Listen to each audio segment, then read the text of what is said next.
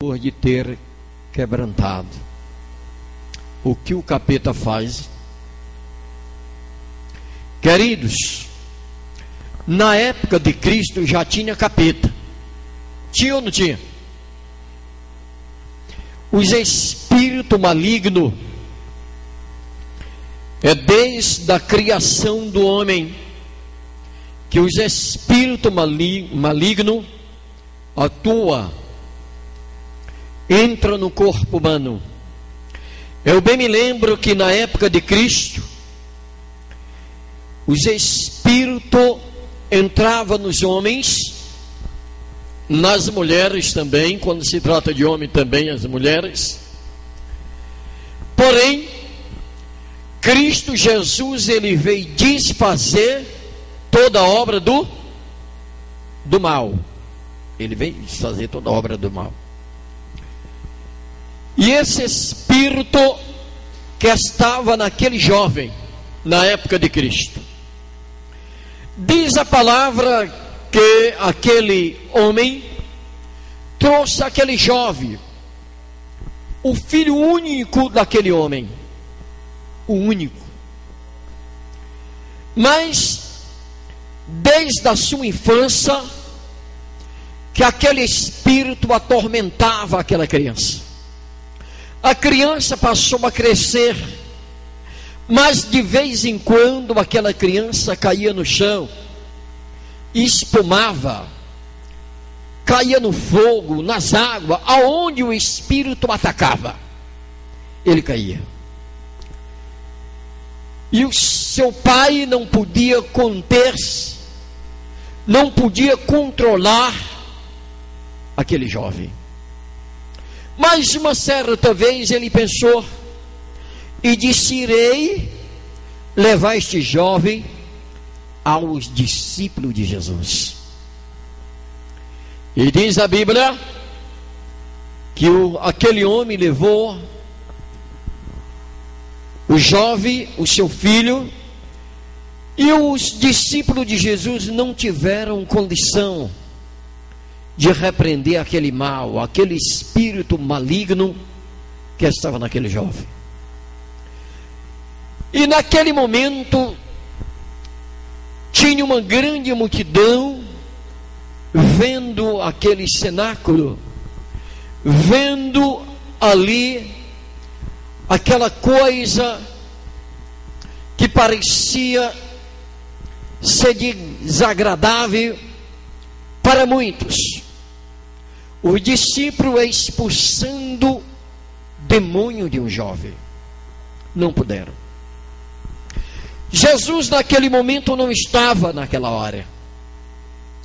Mas o que me chama a atenção nessa história, Cristo, ele nunca foi decepcionado. Cristo sempre estava preparado para tudo.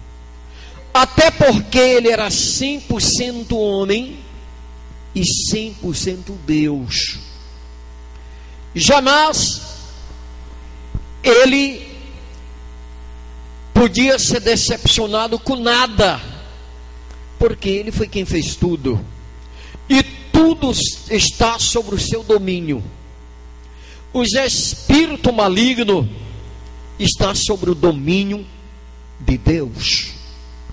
Tudo foi feito por Deus, e nada do que se foi feito se fez sem Ele. Porém, Jesus Cristo vem se aproximando, e diz a Bíblia que quando Cristo se aproximou daquela reunião, o pai daquele jovem correu ao encontro de Jesus e disse: Jesus, eu trouxe o meu filho para que os teus discípulos expulsassem uma doença, o mal que tem no meu filho, um espírito que atormenta o meu filho. Quando o espírito ataca o meu filho, se for caso, ele cai na água, cai no fogo, aonde tiver, ele cai escumando, ele quebra tudo.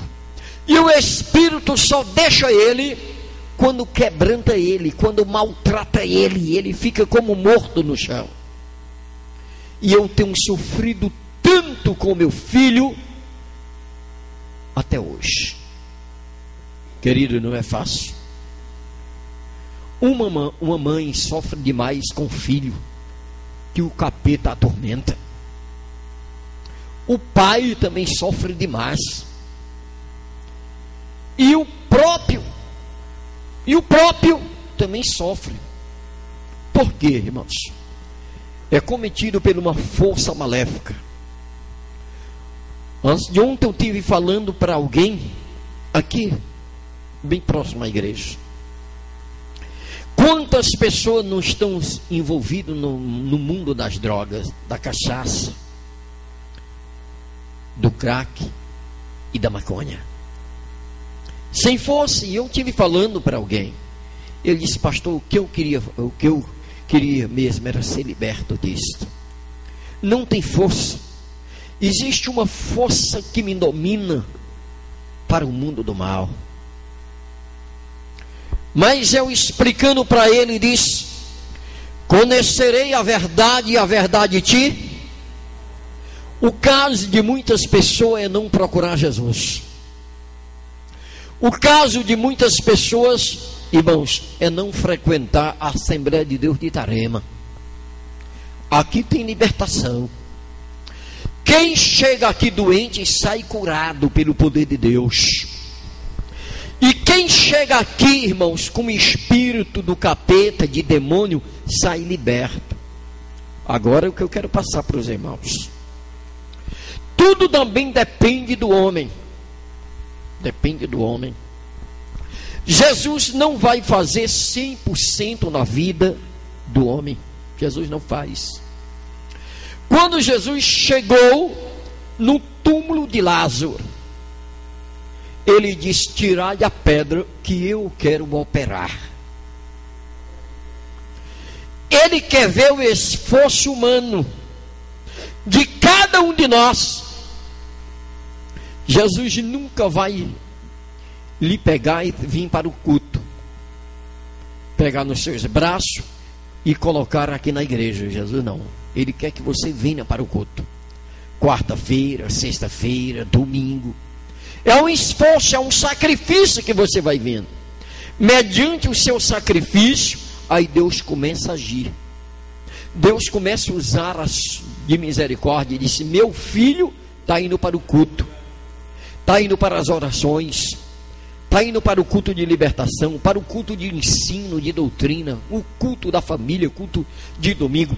Então Deus começa a trabalhar na sua vida. E você começa se esforçando, lendo uma Bíblia, orando, tá? De madrugada, ao amanhecer, à tarde, anoitecer. Sempre você agora tem um compromisso com Deus. E quando você assume um compromisso com Deus, Deus assume também um compromisso com você.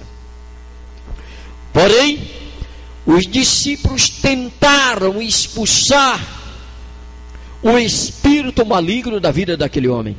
Não puderam. Jesus chega para o mestre Jesus e disse: mestre, eu trouxe o meu filho. Eu trouxe o meu filho e entreguei nas mãos dos teus discípulos. Teus discípulos oraram, clamaram, mas meu filho ficou do mesmo jeito. Jesus olha e disse: ó geração incrédula, até quando estarei convosco? Vocês não sabem que para expulsar demônio, só com jejum e oração. O jejum e oração é a base fundamental, essencial, para expulsar o mal. Lembre disso. Porém, todos que chegaram aqui esta noite, chegaram com o propósito de sair daqui abençoado. E vão sair daqui abençoados. Vocês vão sair daqui curados. pois Jesus está aqui. E não é eu que vou curar vocês, é Jesus. Ele tem curado milhares e milhares de pessoas. Ele tem feito milagre. E hoje, nesta noite, quem chegou também oprimido, os demônios oprimem as pessoas. Muitas vezes aquela pessoa não é liberta. Como hoje é um culto de libertação, a Assembleia de Deus de Itarema tem se preocupado com as pessoas que ainda não estão libertas. Pastor, o que devo fazer para ser liberto? Eu hoje chegando numa casa, eu fico com vergonha de dizer isto, mas para que os irmãos tomem conhecimento e que nunca faça o que alguém faz, vocês têm que fazer coisas boas. Coisas mal eu não aconselho. Mas é duro para o pastor? É. O pastor até corrigir, alguém fica com raiva do pastor. Até eu corrigindo, aconselhando, e fica com mágoa no coração. E isso é prejudicial, porque os demônios podem pegar. É isso que eu tenho visto. Aconteceu, o irmão Geraldo Alonso viu o que aconteceu, né, irmão Geraldo? Em Comandongo, né? Você lembra do que eu lhe falei, né? Daquela época, aos 3 ou 4 meses, né? Você vê o que é que Deus fez? Entregou nas minhas mãos. E o demônio, para pegar um crente, é depressa, só basta guardar mágoa no coração. Aí cai por terra, precisa o pastor expulsar. Lembre disso. Eu estou falando isso porque hoje eu cheguei numa casa, ajudando a pessoa, ajudando mesmo. Não quero contar nada aqui do que fiz. Inclusive, era para mim estar aqui, mas cheguei aqui 10h30 para 11 horas. E eu, às vezes, 7 horas eu estou aqui. Só para vocês terem, de 7 e pouco até 11, não foi fácil. Porém, o que eu digo para os irmãos, pessoa do coração da gente, mas muitas vezes, igreja, eu falo isso para que vocês coloquem no coração coisas boas e não coisas más. E eu toquei em alguém. Na hora que toquei alguém, aquela pessoa disse: pastor, nem toque nessa pessoa. Eu estou mal com esta pessoa e não falo com essa pessoa, e não venha nem me aconselhar que fale. E se for o caso de morar no inferno, pastor, a gente está pela aqui, qualquer coisa eu posso. Aí ficou sem sentido. Está vendo? Se for o caso de morar no inferno, eu lembro, eu já sei e conheço a palavra. Nem toque que eu fale, que você fale, que eu devo falar. E lhe digo, isso é pessoa bem próxima, sabe? Comeu no mesmo prato, dormiu na mesma cama, só para você ter uma ideia, tá? Bem próximo, e moraram juntos a vida inteira. Deu para saber? Parece assim mãe com filho, né? Ou mãe com filha, né? Provavelmente. Viu? Então lembre, irmãos. E pessoas que às vezes está na igreja. Tenha cuidado, você mãe, para não maltratar sua filha. Você filha, para não maltratar a sua mãe. É carne das vossas carne e ossos das vossas ossos. É sangue do seu sangue. Respeite, você filha, respeite e ame, tá? É a sua mãe.